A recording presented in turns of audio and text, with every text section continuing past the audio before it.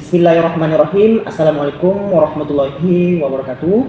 Perkenalkan, nama saya Rizky Maulana dan NPM 224110001 dari Fakultas Agama Islam, Program Studi S1 Pendidikan Agama Islam dari Universitas Dharma Wangsa Medan. Saya di sini ingin menyampaikan atau menjabarkan tentang judul materi kita pada kali ini dengan judul Tokoh-tokoh Pendidikan Islam di Indonesia, dengan mata kuliah Sejarah Pendidikan Islam dengan dosen pengampu Dr. Muhammad Iqbal Hasibuan MA. Yang pertama ada Ahmad Dahlan. Nama Kiai Haji Ahmad Dahlan atau kita menyebutnya dengan sapaan Muhammad Darwis. Tempat tanggal lahir di Kauman, Yogyakarta, 1 Agustus 1868. Nama orang tua Haji Abu Bakar sebagai ayah, Siti Aminah sebagai ibu. Kemudian wafat pada 23 Februari 1923 pada umur 54 tahun dan dimakamkan di Makam Karangkajen, Yogyakarta. Dikenal juga sebagai pendiri Muhammadiyah.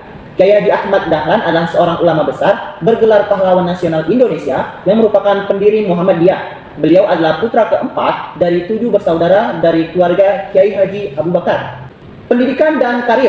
Kiai Haji Ahmad Dahlan tidak pernah mendapat pendidikan formal sebab orang tuanya melarang anak-anaknya bersekolah di sekolah Gubermen atau pemerintah penjajahan di Batavia. Ahmad Dahlan pun mendapat pendidikan mengaji dari sang ayah. Beranjak dewasa, Ahmad Dahlan berguru kepada beberapa ulama besar untuk mempelajari ilmu agama.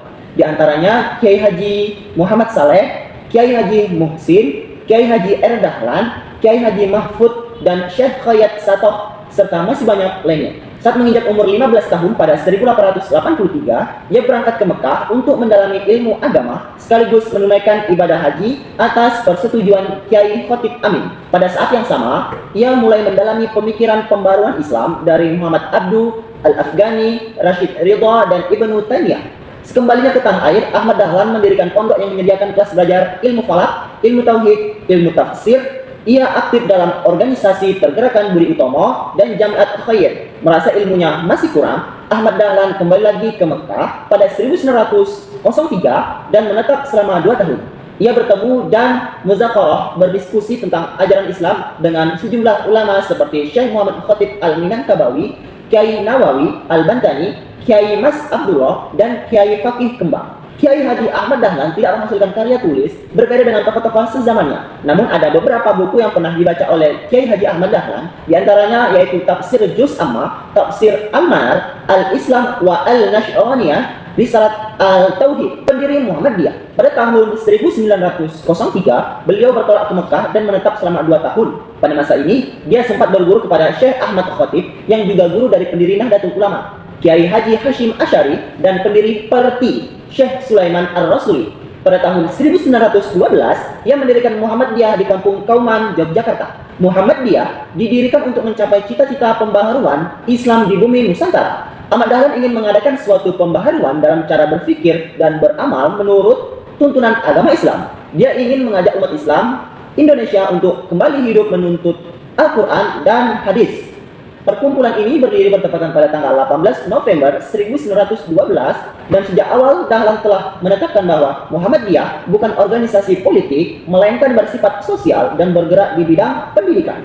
Gagasan dan pemikiran. Gagasan dasar Kiai Haji Ahmad Dahlan bermula pada keprihatinan terhadap umat Islam pribumi yang saat itu semakin terpuruk karena kondisi dan situasi global ditambah pendidikan yang dianggap suatu kebutuhan utama belum terpenuhi. Perbedaan strata sosial membuat pendidikan semakin sulit didapatkan. Gagasan yang kedua, karena melihat adanya kesenjangan pendidikan atas ilmu dan agama serta ilmu umum, saat itu hanya ilmu umum yang wajib diajarkan pada sekolah kolonial, sehingga membuat Kiai Haji Ahmad Dahlan berpikir ini harus dibenahi karena ilmu yang sempurna adalah ilmu agama dan ilmu umum. Pemikiran-pemikiran Kiai Haji Ahmad Dahlan dalam dunia pendidikan Islam Nusantara.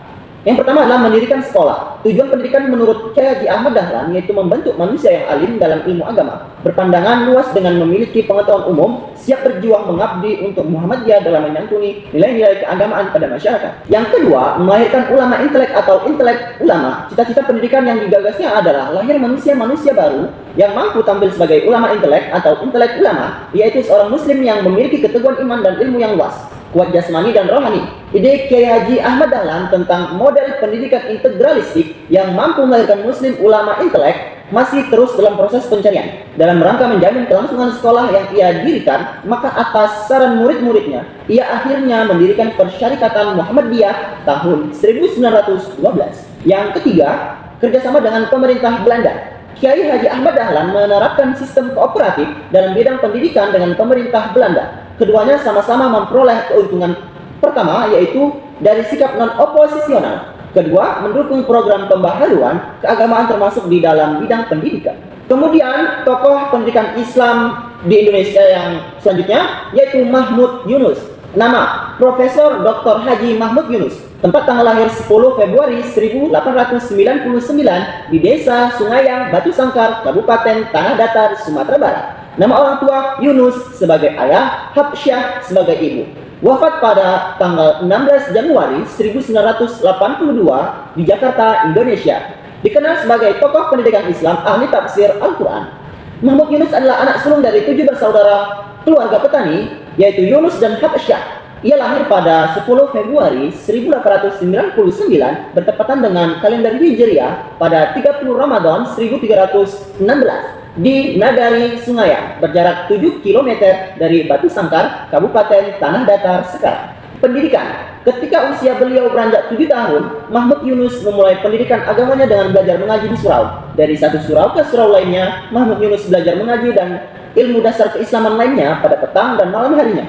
Pada awalnya dengan kakeknya sendiri, Muhammad Thohir bin Muhammad Ali, dengan gelar Engku Gadang. Di surau inilah ia tahu bagaimana cara sholat, puasa, dan membaca Al-Quran dengan benar.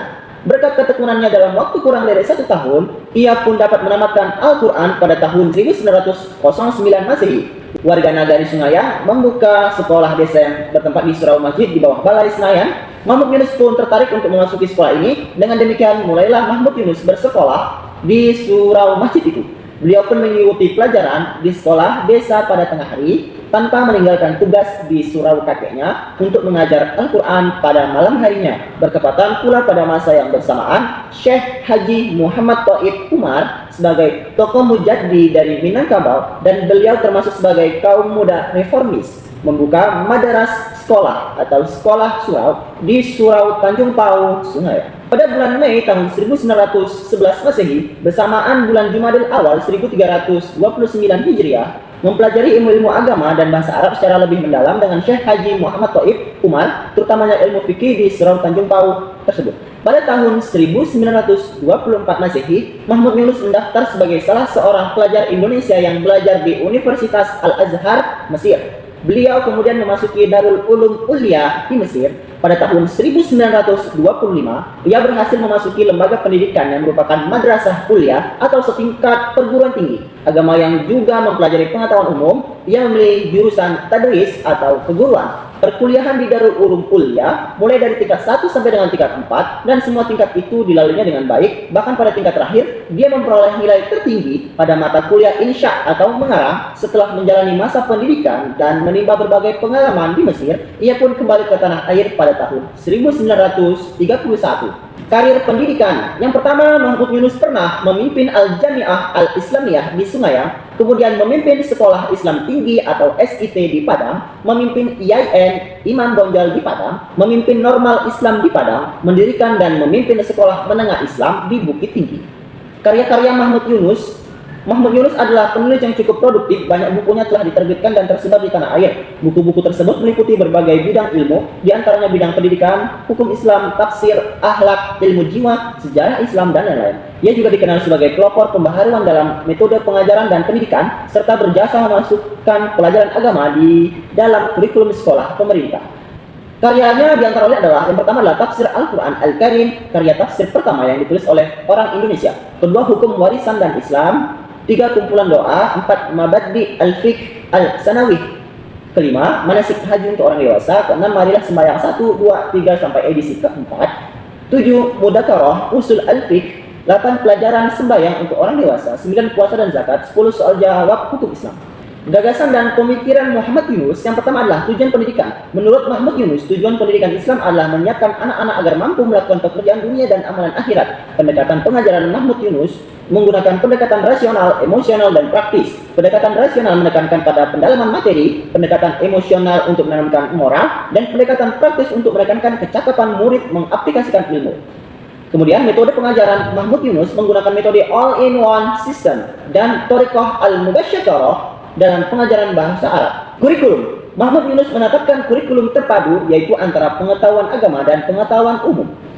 Kemudian keteladanan guru. Muhammad Yunus menekankan keteladanan guru dalam pengajaran pendidikan agama. Kemudian lingkungan pendidikan. Muhammad Yunus memilih lingkungan sebagai pengaruh yang paling tepat untuk meningkatkan potensi peserta didik. Kemudian bahasa Arab. Muhammad Yunus sangat mengutamakan bahasa Arab karena ia berpendapat bahwa bahasa Arab adalah pintu atau gerbang untuk mempelajari ilmu-ilmu keislaman. Demikianlah beberapa hal yang dapat saya sampaikan. Terima kasih atas perhatiannya dan mohon maaf apabila dalam penyampaian mungkin ada kesalahan atau kata yang kurang berkenan serta isi materi yang kurang tepat. Saya pribadi memohon maaf sebesarnya. Terima kasih.